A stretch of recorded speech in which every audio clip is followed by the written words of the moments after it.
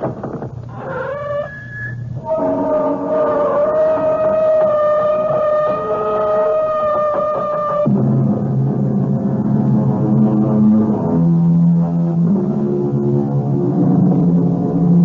in. Welcome. I'm E.G. Marshall. Welcome to the world of mystery, to the world of terrifying imagination. The story you are about to hear is called Lost Dog. Yes, a dog story. But please don't expect a charming family tale about man's best friend. In fact, you may even decide that the dog in this story is man's worst enemy. It all depends on whether or not you share the particular terror of our heroine, Miss Julia Smollett. Get out! Get out of here, please! Please, George, take him away! Get out of here, George, for Pete's sake. There's nothing to hurt you. Get out! George! Please!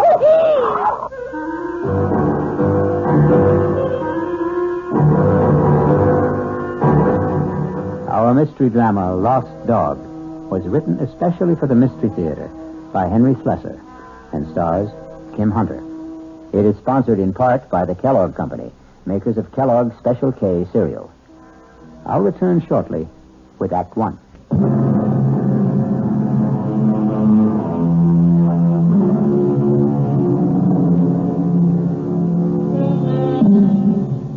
Our story begins in the quiet parlor of a small suburban house at the end of Elm Street.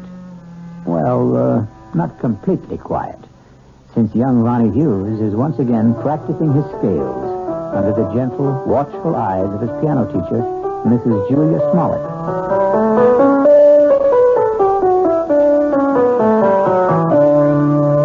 Well, that was very good, Ronnie. It was much better than last time. I still wish we could skip this scale stuff, Mrs. Smollett. I mean, I'm not saying that I'm ready to play concertos yet, but just the same... Why does it bother you so much, Ronnie? Well, playing scales makes me feel like a little kid, I guess. Oh, that's silly. All the finest pianists had to learn their scales before they could play any composition. I guess it's my fault for starting to learn to play so late in life. Ronnie, 19 years old isn't very late in life. I'm 20, Mrs. Smollett. Are you already? Oh, now don't tell me you've been coming here a full year. No, just about 4 months. But my birthday was last week. It was on Thursday. You weren't well last Thursday. Oh, yes, that's right. You still don't look well. Listen, why don't we see how well you know the chromatics? Your cheek, it's swollen. It's still swollen. Does it hurt? No, it doesn't hurt at all. It was silly of me to stumble and fall that way. Know that your husband hit you, Mrs. Smollett. Now, that's a very silly thing to say. You can't tell me it isn't the truth. I remember the first time he did it. At least the first time I knew anything about it. Now, I'm going to have to put a stop to this. Yes. I wish you would. I wish you'd call the police or something the next time it happens. Now, listen to me, young man. You've been listening to a lot of foolish town gossip. Then tell me it isn't true. What I'm telling you is that it isn't any of your business. Yeah, I guess that's right. It's none of my business. I should never open my big mouth. I'll just keep it shut from now on. Ronnie. Yeah? All right, my husband and I had a quarrel. He was drunk, wasn't he? George is in a very difficult occupation. The competition is very keen, and, well, the people he has to deal with aren't always very gentle. I don't know anything about the trucking business, Mrs. Smollett. I just hate the idea of anybody hurting you. That's all. I just can't understand why he'd do such a thing. What did you do to him? Well, if you must know, Ronnie, I won't allow him to have a dog. You what? It sounds silly, doesn't it? And you're right, it is. It's silly on my part. But I'm absolutely terrified of dogs. And unfortunately, my husband wants one. He wants one very much. And that's why he hit you? Well, the argument goes back a very long ways, almost since George and I were married 7 years ago. Well, it wasn't much of a problem when we lived in the city. George didn't have his trucking company then. He was just a driver. But when he got the chance to buy into a firm out here, well, we bought this house. And I guess having a house in the country made George think about dogs and things. But I just don't see what's so important about it. Well, some things become important in marriage. Oh, now, just look what all this talk has done to the time. It's after 6:30. My husband's going to be home in half an hour, and I haven't even started dinner. Will he beat you for that, too? Ronnie, if you keep talking this way, well, I just don't think it would be wise to continue giving you lessons. You don't mean that. I'll see you on Thursday, Ronnie. Yeah. Sure. Bye, Mrs. Smollett. Goodbye, Ronnie. And happy birthday, Ronnie.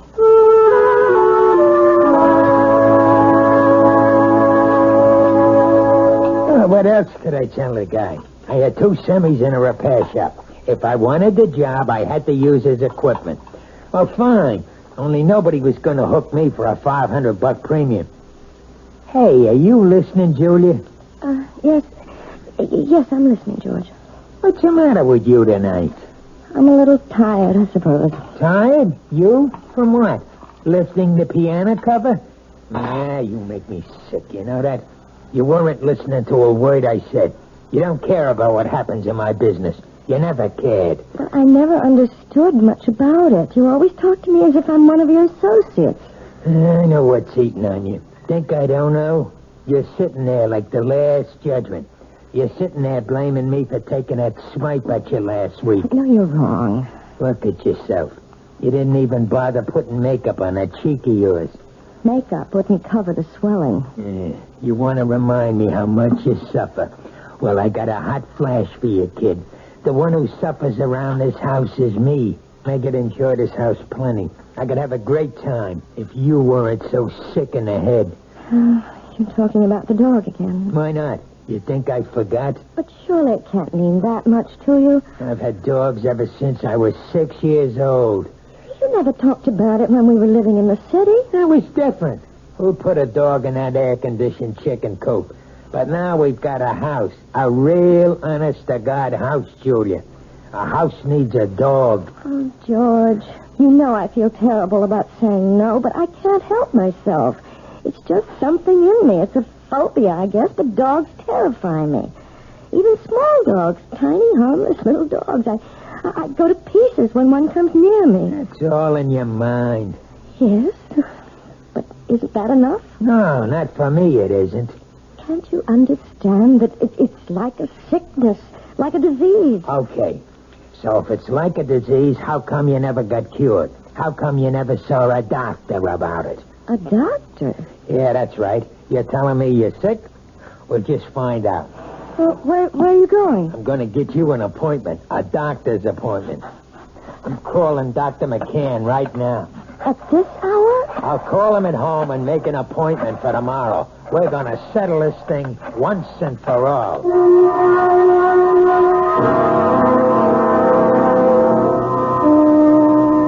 Well, Julia, maybe I'm the wrong kind of doctor.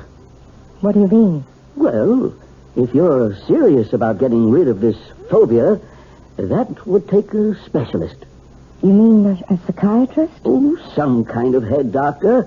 I'm sure you realize that people who are afraid of certain things, well, they've usually had something happen to them in their childhoods, some traumatic experience or other that gets stuck in their mind like a burr and won't come out. Doctor, you know we couldn't possibly afford going through analysis. George's company isn't doing that well. He'd never stand for paying all that money week after week. Well, maybe you don't need all that couch stuff. Maybe there's something else you might try. Like what? Do you ever hear of hypnotherapy? You mean getting hypnotized by someone? Not just by someone. I mean someone who can put you under and maybe help cure you of this thing. I'm not saying it always works, but it does sometimes. Oh, I don't know. The thought sort of frightens me. Nothing frightening about it. It might be just the way to find out why you're really afraid of dogs.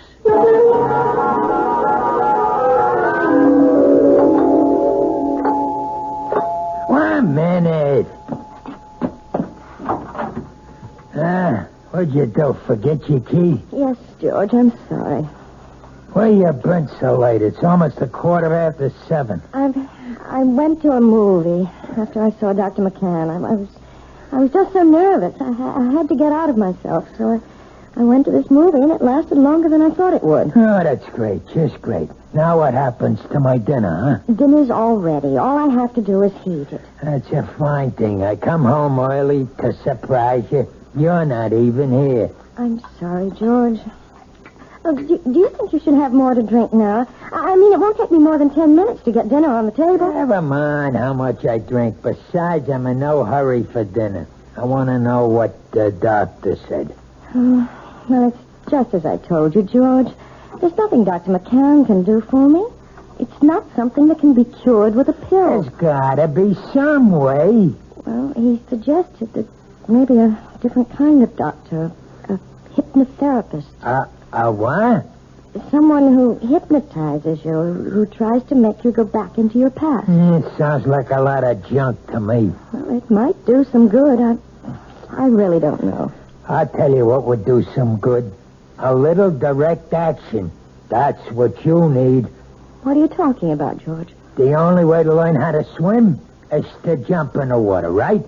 Well, that's what you need, Julia. I simply can't make you understand, can I? Well, maybe I can make you understand. Forget it. You want to get that dinner ready? I'm hungry. Yes, I'm going now. Look, why don't you change first? Change? Yeah, your clothes. Get more comfortable. Well, yes, I think I'd like to do that, George. I won't be long.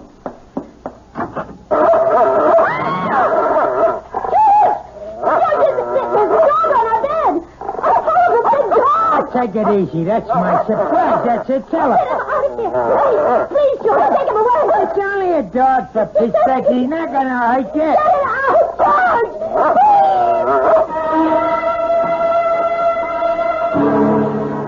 George. It only goes to prove that there are more terrors in this world of ours than anyone imagines. But the question in the Smollett house is, which one is the real terror? Attila the dog or George the husband? We'll learn more about both of them when we return shortly with Act Two. This is WOR New York, your station for the Mystery Theater.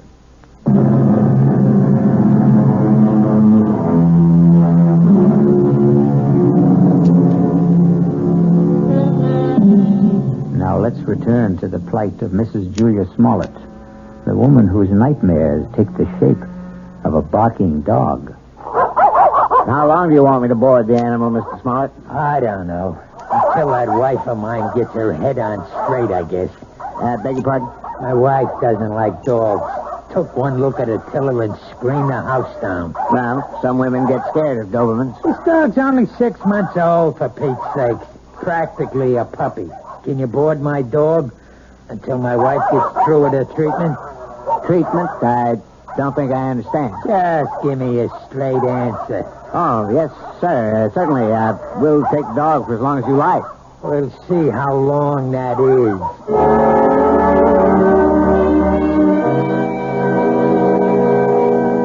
Please sit down, Mrs. Smollett.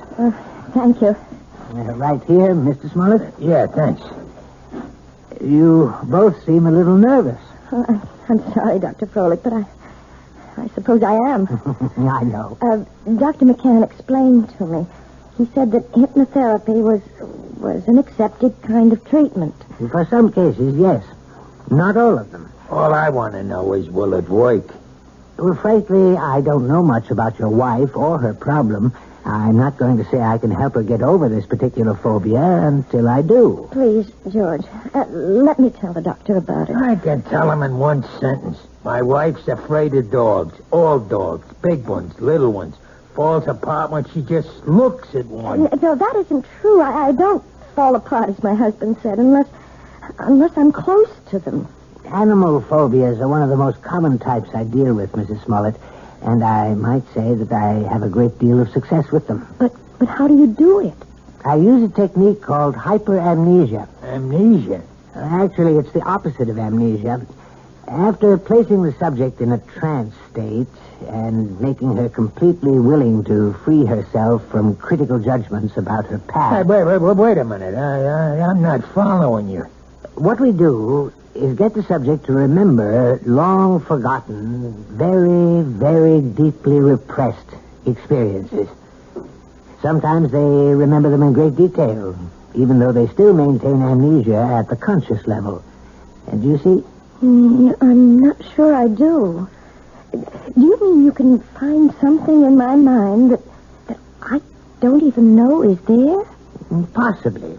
It may take some time. We might need several visits to establish a rapport between us. But if all goes well, we should soon be able to find out if anything in your past is causing this problem. And, of course, that something will most likely concern a dog.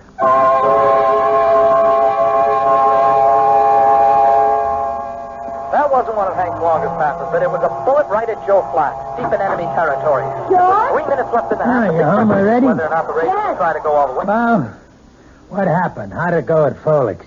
It was all very strange. Well, come on, let's hear it. Did he get you hypnotized or didn't he?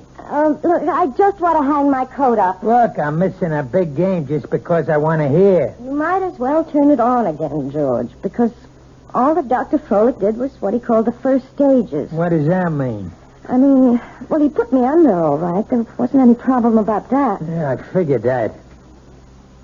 Tell me what he said about the dog. He didn't say anything, George. Oh, what do you mean? Just that. He didn't start talking about my problem. That's going to have to wait until I'm more receptive. What's he trying to do? Keep stringing you along until he bleeds me dry? Those visits cost $50 each, you know that? I know it's expensive, but you're the one who insisted that I go. $50 a week plus kennel charges. A couple of months of that, and I'll be hocking half of my trucks. Look, you tell that guy to get down to business. It's only my second visit, George. Well, we better start seeing some results on number 3, understand? I'm not waiting any longer. There doesn't have to be a number 3. As far as I'm concerned, we can stop right now. What are you talking about? George, I don't want to do this thing. I hate being put under. I hate anybody poking around in my subconscious for something that isn't even important to me. You mean you want to be sick?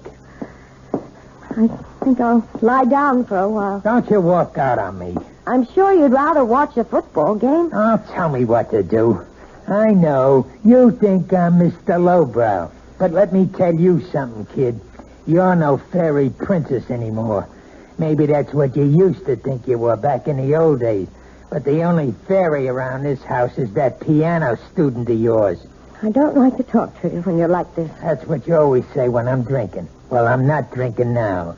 And you better listen to what I'm saying. Oh, please, George, don't touch me. Yeah, I knew that was coming next. Don't touch. That's your favorite phrase, night and day. Don't touch, George. You're hurting me. That's the only thing you understand. The only touch that means a thing to you. Let go of me. Stop being such an animal. I'll show you what animals do. No, George, please, don't. I'll show you what kind of an animal I am. I'll show you. No, George, please don't.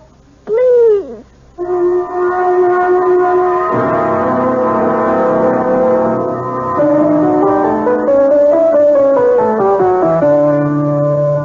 Well, I guess that wasn't much better, was it?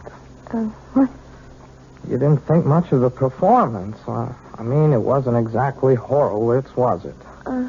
No, it was perfectly all right, Ronnie, really. But you're not all right, are you? Oh, yes, I'm fine. You look awful. No, I didn't mean that. You never look awful. But you're acting so funny today. I'm sorry. I guess I have something on my mind. Can I take a guess? No. What you can take is the next page of this lesson. Listen, Mrs. Smoke. Look, Can I call you Julia?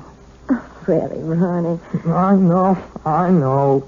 You're going to give me all that stuff about teacher-student relationship.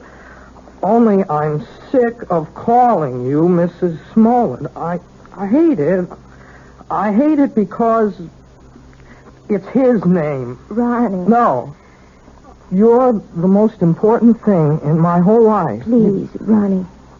I don't want you to say things like that. They're not true, and they're just making it impossible for me to teach you. You know how I feel about you. I'm sure you do. You're just too smart not to have seen it. I know that you're 20 years old. Is that why you don't want me to talk about it? Because I'm younger than you are? It's flattering that you feel that way, Ronnie, but I know it's just a little crush you have. Boys go through that sort of thing all the time. Boys. Crush. Look, you're treating me like a kid. If you ask me, that's why you keep me on those damn scale exercises all the time, so you won't have to think that I'm any more of a man than those 10-year-old kids that you teach all the time. No, Ronnie. I know you're a man. Of course I do. Well, and if you think that, treat me like one. Just once. Please. Please. Let me kiss you, Julia. Just once. Ronnie. Please, Julia. What is it? What's the matter? It's nothing. I just bruised my neck a little, and when you touched it... Your neck? Yes, it's nothing. Is that why you're wearing the scarf today? Let me see. No, Ronnie, don't. Oh, my God. It was just an accident. Nothing but an accident. You're all bruised. Your whole neck. Look at it. I can see more bruises. Down the shoulder. What did he do to you? Look, please don't talk about it. I can't bear to talk about it. You don't have to. Julia, you don't have to. But he's going to talk about it. With me.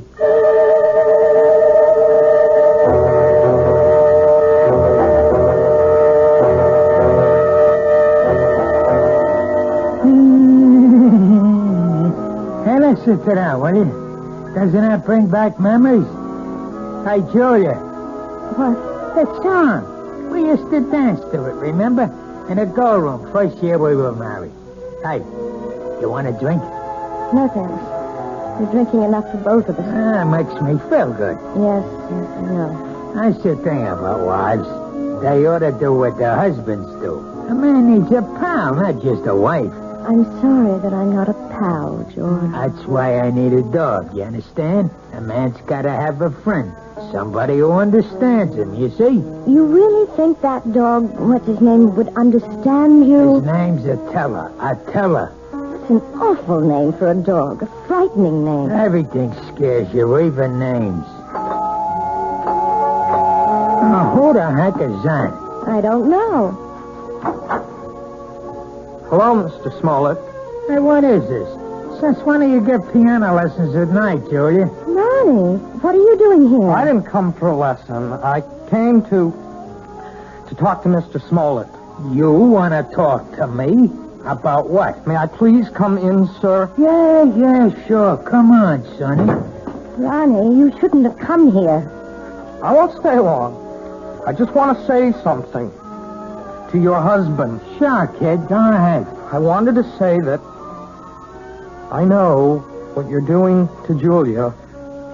I know how you've been hurting her, and I won't let you get away with it. What was that? Oh, Ronnie, no. Look, even if she doesn't want to say anything about it, I will. You touch her again, I'll go to the police. I mean that. See, there are laws in this country. I think maybe I'm hearing things. I swear, Mr. Smollett, you ever hit her once more, you're going to go to jail. So I'm going to jail, huh? And you're going to put me there. Ronnie, I begged you not to do this. No. It's okay, Julie. I like hearing this. I mean, I want to know what the younger generation is thinking. You don't want me to hit my wife anymore, is that it? That's it. You sure you know the difference between hitting and just giving little love taps? Please, Ronnie, go. Go right now. I mean, maybe you made a mistake, kid. For instance, this is a love tap. Oh, George! Now, that's a love tap, Ronnie, baby. This is... Oh, George, stop it! Don't! And you see the difference, kid? You better be sure you know the difference before you talk to the cops. George! George, no! No!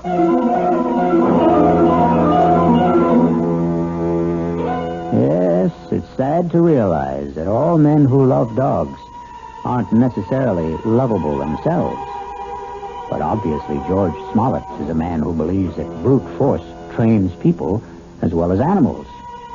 He may be right in some respects, but perhaps he should be aware of the old saying that every dog has his day. I'll be back shortly with Act 3.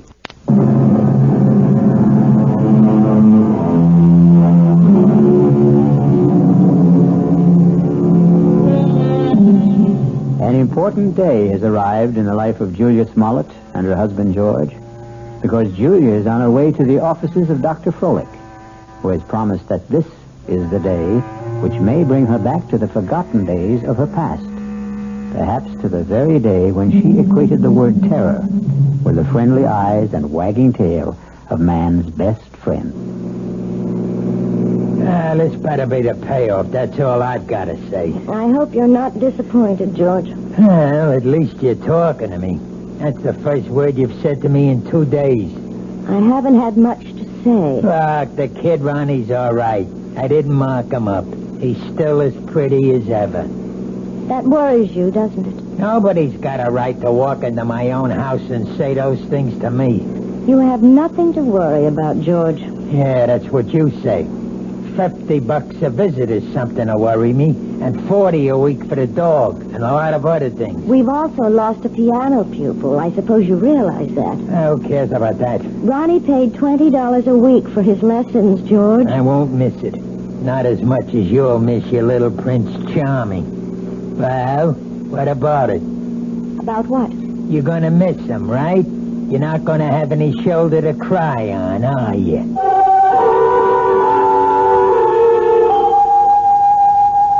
I think I'd better explain exactly what I plan, Mrs. Smollett. We're going to try something called age regression. Age regression? It sounds as if you're going to make me younger. That's almost exactly what we'll try to do. Well, if you can, Doctor, you'll have every woman in America on your doorstep. All I'm going to do is attempt to take your mind back into your own past. I'm going to see if you can relive some of your earlier years. You mean that I might actually remember things from my early childhood? I'm hoping that you'll recall one particular thing. The thing which you've been concealing from your adult self for a very long time. It's rather frightening, isn't it? No, you mustn't fear knowledge, especially self-knowledge. Now, we'll just draw the window shade and we'll get started.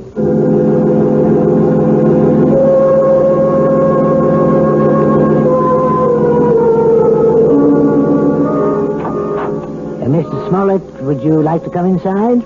Me? You mean you're all through so fast? No, we're not through, but your wife is in a deep trance, and I thought you might want to be here when we begin the age regression attempt. Well, sure, if you want me in there. Hey, she looks like she's asleep. But she isn't. Hypnosis only resembles the sleep state, but it's not. Mrs. Smollett is very much awake. Yeah? Mrs. Smollett, Julia, you may open your eyes now. Ah, that's fine. Now, tell me, do you know what day it is today? Yes. Wednesday. No, you're wrong. It's Friday, Julia. Is that right? Yes. Friday. No, Julia. It isn't Friday either. Do you know what day it is now? No. I don't know what day it is. In fact, right now you don't know the day or the month or even the year, Julia, do you? No. You see, Mr. Smollett, I'm purposely doing this to dislocate your wife in time. Oh, yeah, I understand. Julia, you're going to be a child all over again. You're going to see and hear and feel everything you did since you were a baby. And you're going to tell me everything I want to know about what you see, hear, and feel. You're going to answer all my questions starting right now. You understand? Yes. Julia, you are 1 year old. Do you hear me? You're an infant, only 1 year old. Tell me what you know, Julia. Tell me if you're afraid of dogs.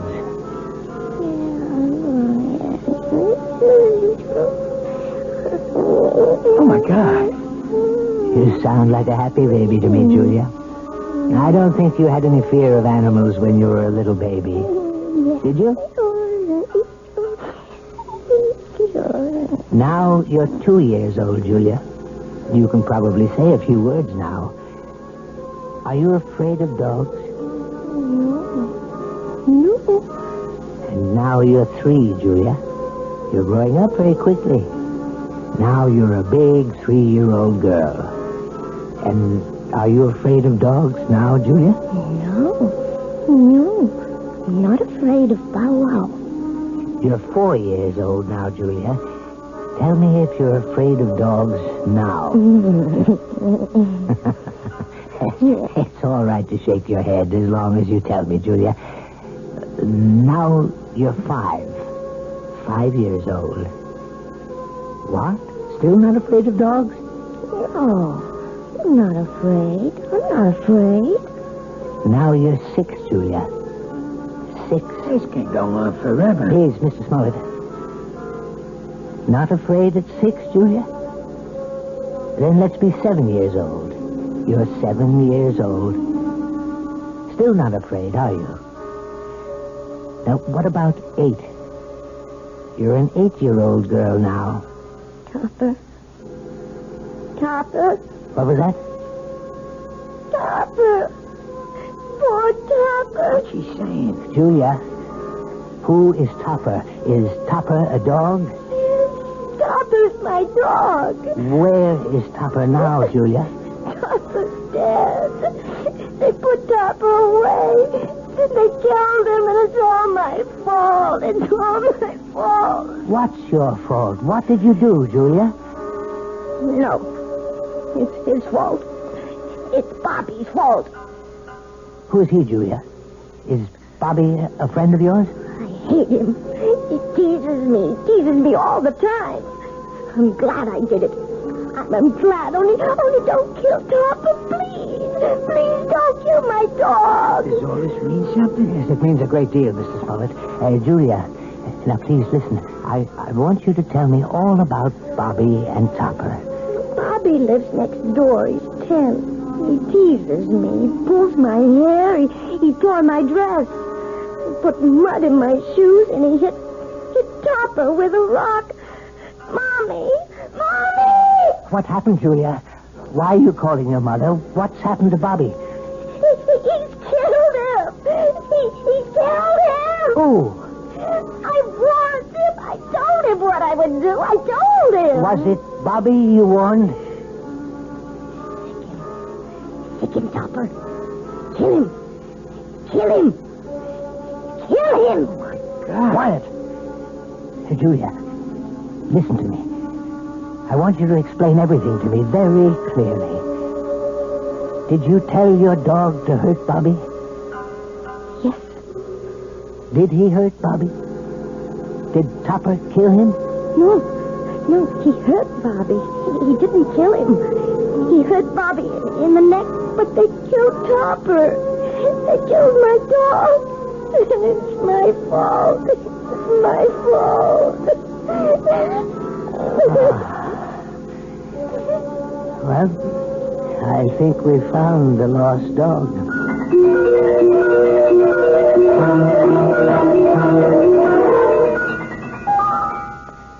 So, now you know, Mrs. Smollett. Now you may be able to understand. It was this one incident in your childhood, this one tragedy of your past innocence, which is responsible for your phobia. More than anything, you have a strong feeling of guilt. You blame yourself for what happened to little Bobby, when in all likelihood you were not in any way at fault. No, Dr. Froelich. You're wrong about that part. It was my fault. I remember it all now. You probably just wished that Topper would turn on the little boy, and you saw your wish become a reality. So you accused yourself of a crime. I didn't wish it. I told Topper what to do. I hated Bobby so much I wanted him to sink his teeth in that little boy's throat. Well, at least you've brought it all into the light, Mrs. Smollett. And something tells me that it won't be long before you'll willingly accept the love and friendship of a dog again.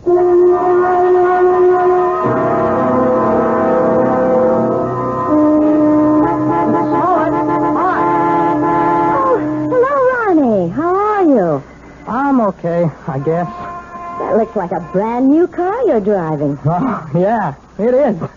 My parents gave it to me for my birthday, but, well, it took a couple of months to get it here from the factory. Well, you see, I wanted a couple of special things done to it. It's very handsome, Ronnie. I'm sure you're enjoying it. Yeah, it's great. I guess you've been shopping, huh? Yes, I have been. Ronnie, maybe you'd like to come inside for a few minutes for some tea or something? I'm afraid I can't right now. See, I'm supposed to pick up Lisa at her house. Lisa? Yeah, Lisa Bryant. We, sort of going steady now. Yes, of course. Well, it was very nice running into you, Ronnie. Yes, it was. Hey, by the way, you're looking, you seem real fine these days, Mrs. Smollett. Yes, Ronnie. I'm really very fine. Now I've got to go inside. It's time to feed Attila. Who? Goodbye, Ronnie.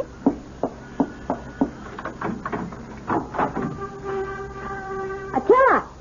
Where are you? Attila? Here, boy. Oh, where's that animal? Oh, well, I suppose he's playing in the yard or something. Oh, or maybe he's in the bedroom. Attila? No, not in there. Oh, I see George's jacket's back from the cleaners. I hope they haven't taken all the smell out of it. No, they couldn't do that. Nothing will ever take the smell of George out of anything. Now to find that animal. Attila! Where are you? Attila? Are you here? Oh, there you are. Oh, for heaven's sake. Are you still tied up, you poor thing? Well, don't worry. I'll have you out of that in a minute. We can't have you tied up, can we, boy? We can't play our little game if you're tied up. Yes, that's a good dog. Good boy, Attila. Now, let's play our little game. See the jacket, Attila? See? Smell the jacket, boy. Go on, smell it. That's a good boy. Now, stick him, Attila. That's it. Stick him, Attila. Stick him.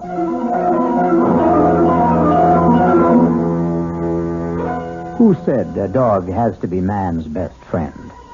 Why not woman's best friend?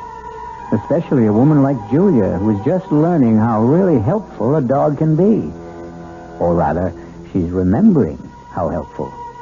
And one day soon, George Smollett will come home to a very surprising greeting from his own pet. I'll be back shortly.